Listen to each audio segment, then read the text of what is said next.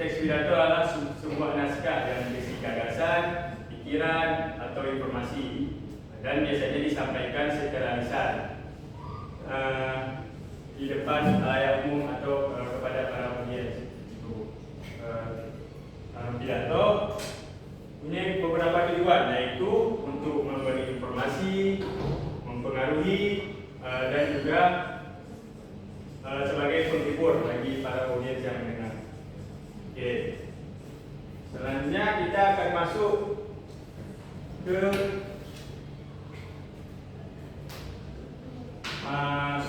struktur dalam pidato. Jadi dalam pidato ini terdapat 3 struktur, di mana ada pembukaan, isi pidato, dan penutup. Jadi kita akan bahas dulu nih di bagian pembukaan. Jadi di dalam pembukaan ini ada beberapa poin-poin utama yang harus diketahui supaya pidato kita ini bagus, karena telah tersedia langkah-langkah dari struktur pidato ini. Yang pertama ada salam pembuka. Salam pembuka ini adalah yaitu ucapan pembuka kita saat berpidato, seperti pengucapan Assalamualaikum, salam sejahtera, selamat pagi, selamat siang. Ucapan ini tergantung konteks saat kita berpidato. Dan selanjutnya ada ucapan penghormatan, yaitu ini adalah bagian penghormatan kita kepada para audiens. Biasanya pengucapan penghormatan ini kita ucapkan kepada audiens yang mempunyai jabatan terlebih dahulu, baru setelah itu kita sampaikan kepada audiens umum. Misalnya nih, ada wakil kepala sekolah saat berpidato, dia akan menyampaikan penghormatan kepada kepala sekolah terlebih dahulu, setelah itu baru kepada siswa maupun siswi. Sampai sini paham? Paham, Pak. Oke. Selanjutnya ada ucapan syukur. Ini adalah bentuk ucapan syukur dan terima kasih. Biasanya orang berpidato kan dia ada penyampaian syukur dan terima kasih. Nah, ucapan syukur ini karena dia telah berpidato di depan umum, gitu. Dan selanjutnya ada pengantar topik. Pengantar topik maksudnya di sini adalah sebelum kita masuk ke bagian isi pidato, kita mengucap dulu nih sekilas, maksudnya apa tema pidato yang akan kita sampaikan, setelah itu tujuan apa yang akan kita sampaikan dalam isi tersebut. Begitu. Oke. Selanjutnya ada isi pidato. Ini adalah bagian penting atau intinya jantung dari sebuah struktur pidato. Karena di sini membahas gagasan, data, fakta, atau argumen penting yang disampaikan secara detail dan juga terperinci. Di mana isi pidato ini harus didukung oleh bukti-bukti yang kuat, supaya pesan yang disampaikan kepada para pendengar dapat diterima. Dan isi pidato ini tidak boleh mengandung hoax atau kebohongan, karena itu nanti dapat menyesatkan para pendengar ya. Tidak mungkin berita hoax disampaikan kan? Iya, Pak. Oke. Sampai sini paham? Oke. Selanjutnya kita masuk ke bagian struktur terakhir dari pidato, yaitu penutup. Ada beberapa poin utama dalam penutup ini. Yang pertama adalah kesimpulan ringkas. Maksudnya di sini yaitu kan kita tadi telah menyampaikan isi-isi dari sebuah pidato kan, isi-isi penting. Setelah itu kita rangkum nih kembali secara sekilas isi-isi pidato di bagian kesimpulan ringkas ini. Dan yang kedua ada himbauan atau harapan. Ini adalah bentuk kemauan dari seorang narator dan harapan dari seorang narator terhadap pidatonya. Dan selanjutnya adalah permintaan maaf. Di bagian ini biasanya lumrah terjadi karena mungkin kita saat berpidato ada melakukan kesalahan dalam berbicara, mungkin itu perbuatan. Jadi kita akan mengucapkan permintaan maaf terhadap pidato kita, dan yang terakhir ada salam penutup. Oke, berarti sampai sini paham kan? Oke. Selanjutnya kita akan mengenali jenis-jenis dalam pidato. Jadi pidato ini ada juga jenis-jenisnya, di mana terdapat 4 jenis dari pidato. Yang pertama ada pidato informatif, persuasif, argumentatif, dan pidato deklaratif. Baik, Bapak akan jelaskan satu-satu ya. Yang pertama ada pidato informatif. Pidato ini bertujuan memberi informasi dan juga wawasan kepada para pendengar. Agar apa? Supaya pendengar yang mendengarkan teks pidato tersebut dapat menambahkan ilmu baru atau wawasan baru atau informasi lah dari apa yang disampaikan oleh orang yang berpidato atau disebut sebagai narator. Dan selanjutnya ada pidato informatif ini dapat kita temukan seperti di ceramah umum atau